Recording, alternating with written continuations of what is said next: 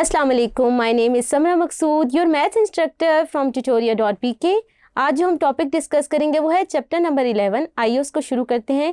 उसका जो नाम है वो क्या है, trigonometric functions and their graphs. इसमें जो सबसे पहला कॉन्सेप्ट आता है वो domain and ranges of trigonometric functions हैं, उसको हम डिस्कस कर लेते हैं। उसमें सबसे पहला केस हम साइन और कोसाइन फंक्शंस की डोमेन और रेंज को देखते हैं। आइए स्टार्ट करते हैं। हम क्या करते हैं, हमने प्रीवियस चैप्टर में पढ़ा है कि डोमेन ऑफ साइन और कोसाइन फंक्शन क्या है। It is defined for all real values of theta. हम क्या करते हैं, एक यूनिट सर्कल ले लेते हैं। यूनिट सर्कल का क्या मतलब है कि रेडियस 1 होता है। एक पॉइंट PXY ले लेते हैं, उसको ओरिजिन से ज्वाइन कर देते हैं। हमारे पास एक ट्राइंगल बन गई है। हम क्या करते हैं, अब ये देखें, अगर हम ये हमारे पास क्या है, ये हमारे पास x एक्सिस है और ये हमारे पास परपेंडिकुलर जो है वो y है और ये r है और यहाँ पे r क्या है 1, क्योंकि हम यूनिट सर्कल लिया हुआ है हमने। हम देख सकते हैं हमारे पास क्या होता है, x = r cos थीटा। तो यहाँ पर क्या आ जाएगा, x r1 है तो क्या आ जाएगा x cos थीटा। इसी तरह y क्या आ जाएगा, sin थीटा। अब हम क्या करते हैं, अगर हम देखें ये वाली लाइन हमारे पास क्या है π/2, ये वाली लाइन हमारे पास क्या है पाई, और ये क्या है, ये वाली लाइन 3π/2 और ये क्या है 2π। अगर हम एंटी क्लॉकवाइज रोटेट करें, ये हमारे पास एंगल थीटा बन रहा है। तो हम ये वाली लाइन क्या है, अगर हम यहाँ से स्टार्ट ले रहे हैं तो ये 0 है। अगर मैं अब कॉस में अब मैं थीटा की वैल्यूज़ लूँ और देखूँ कॉस आ जाए क्या, मेरे पास डोमेन क्या है, वो क्या होगा, जो वैल्यूज़ ऑफ थीटा हैं, और जो ट्रिग्नोमेट्रिक फंक्शन का आंसर आएगा उसको हम क्या कहेंगे, रेंज ऑफ अ फंक्शन। अगर मैं थीटा को वैल्यूज़ लूँ, मैं लेती हूँ थीटा 0 लेती हूँ, तो कॉस की क्या वैल्यू आ जाएगी, कॉस 0 इज़ 1।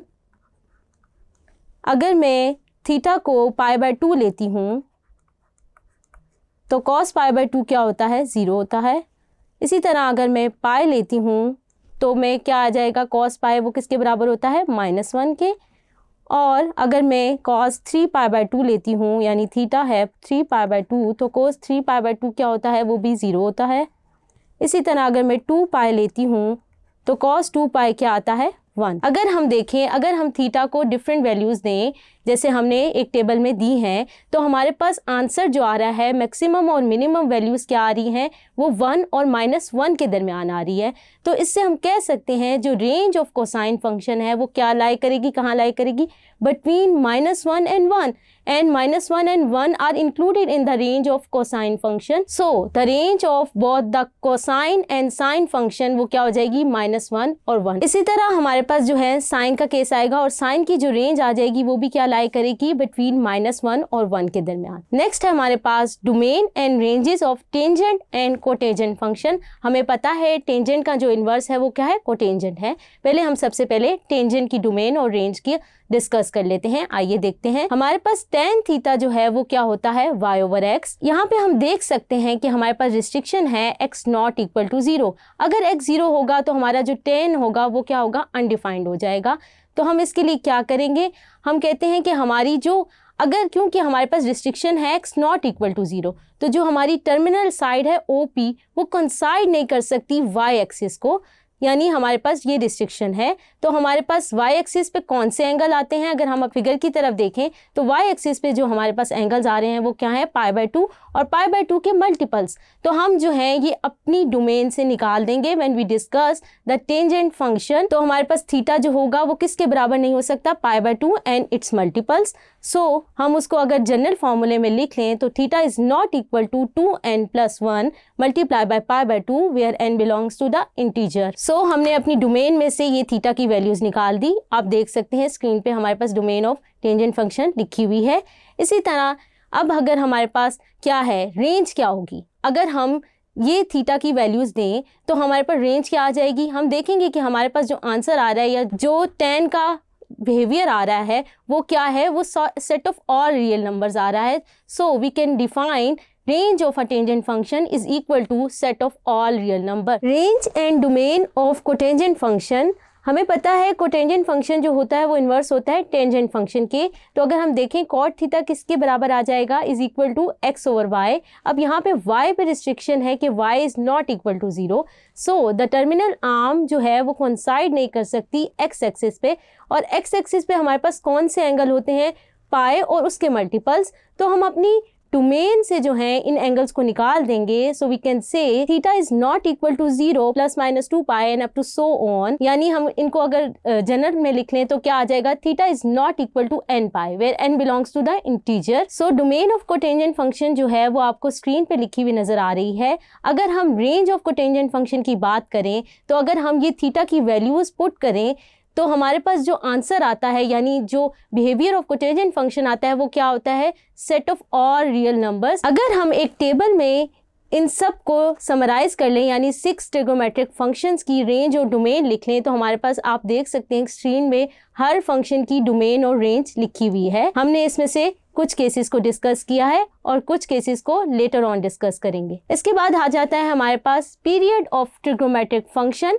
वो हमारे पास क्या होता है कि हमारे पास जो 6 ट्रिगोमेट्रिक फंक्शंस हैं वो क्या करते हैं, आफ्टर सम इंटरवल वो इंक्रीज और डिक्रीज करते हैं। The values of trigonometric functions for theta and theta plus minus 2 and pi where theta belongs to r and n belongs to the integers are the same. This behaviour of trigonometric function को हम क्या कहते हैं, periodicity. और period हमारे पास क्या है, period is the smallest positive number when added to the original circular measure of the angle give the same value of the function. हमारे पास थ्योरम है sine is a periodic function and its period is 2 pi. आइए इसको prove करते हैं। हम ले लेते हैं let p is a period of sine function. तो हम क्या कहेंगे यहाँ पर, साइन थीटा प्लस p क्या आना चाहिए, क्योंकि ये पीरियड है तो हमारे पास वापस साइन थीटा आना चाहिए। अगर मैं अब थीटा को 0 ले लूँ, इफ़ थीटा इक्वल टू 0 और मैं इक्वेशन 1 में पुट कर दूँ दोनों साइड पे, तो क्या आ जाएगा, sine p equal to sine 0 क्या होता है, 0 होता है, तो यहाँ पे 0 आ जाएगा। अगर मैं यहाँ से p की वैल्यूज़ निकाल लूँ, साइन इनवर्स 0 कहाँ कहाँ होता है, 0 plus minus pi plus minus 2 pi up to so on. सबसे पहला केस अगर हमारे पास क्या है, अगर हम p को पाई ले लें, if p is equal to pi, तो मैं क्या करूँगी, यहाँ पे p की जगह इक्वेशन 1 में क्या पुट कर दूँगी, पाई। क्योंकि p हमारे पास पीरियड है तो हमारे पास यहाँ पे आंसर क्या आना चाहिए, साइन थीटा प्लस पाई किसके बराबर आना चाहिए, साइन थीटा के। लेकिन ये हमारे पास ट्रू नहीं है, क्यों, अभी देख लेते हैं। थीटा प्लस पाई जो है वो हमारे पास इवन मल्टीपल है ऑफ पाई बाय 2, यानी हम इसको यूं लिख सकते हैं, इवन मल्टीपल है तो साइन जो है वो अपनी कोरेशो में चेंज नहीं होगी। और अगर हम देखें थीटा प्लस पाई कौन से क्वाड्रेंट में लाई करता है, थर्ड क्वाड्रेंट में। तो थर्ड क्वाड्रेंट में जो होता है वो होता है साइन जो होता है नेगेटिव होता है। तो हमारे पास इसका आंसर जो आता है वो क्या आता है, माइनस साइन थीटा के। सो we can say pi is not a period of sine. यहाँ पे हम लिख लेते हैं therefore pi is not a period of sine. अब हम करते हैं second case, if p equal to 2 pi. अगर हम p की जगह 2 पाई ले लें तो क्या होगा, इक्वेशन 1 में पुट कर देते हैं। पाई भी जो है वो क्या है, 2 पाई भी यहाँ पर क्या आ रहा है, इवन मल्टीपल आ रहा है। तो अगर हम देखें कि हमारे पास थीटा प्लस 2 पाई कौन से क्वाड्रेंट में आता है, फर्स्ट क्वाड्रेंट में, तो साइन थीटा प्लस 2 पाई जो है वो किसके बराबर होगा, साइन थीटा के। तो ये हमारे पास क्या आ रहा है, ट्रू आ रहा है। तो हम कह सकते हैं कि 2 पाई जो है वो स्मॉलेस्ट पॉजिटिव नंबर है, कि उसके बाद जो है हमारे पास रेपिटेशन स्टार्ट हो जाएगी। तो हम उसको कह सकते हैं 2 pi is the period of sine. So we can write therefore 2 pi is period of sine. हमारे पास एग्जांपल है, find the period of function tan x/7। हमें पता है tan x का पीरियड क्या है, पाई। तो आइए इसको देख लेते हैं ये कैसे होगा। अगर हम लिखें 10x/7, क्योंकि पाई इसका पीरियड है तो हम इसमें ऐड कर देंगे। अब हम इसको x के लिए सॉल्व कर लेते हैं। तो हम क्या करेंगे, 1/7 को कॉमन ले लेते हैं, तो यहाँ क्या बच जाएगा x। 1/7 कॉमन लिया है तो वो पाई से क्या हो जाएगा, मल्टीप्लाई हो जाएगा। तो अगर हम ये देखें तो ये किसके बराबर आना चाहिए, original function which is equal to 10x/7।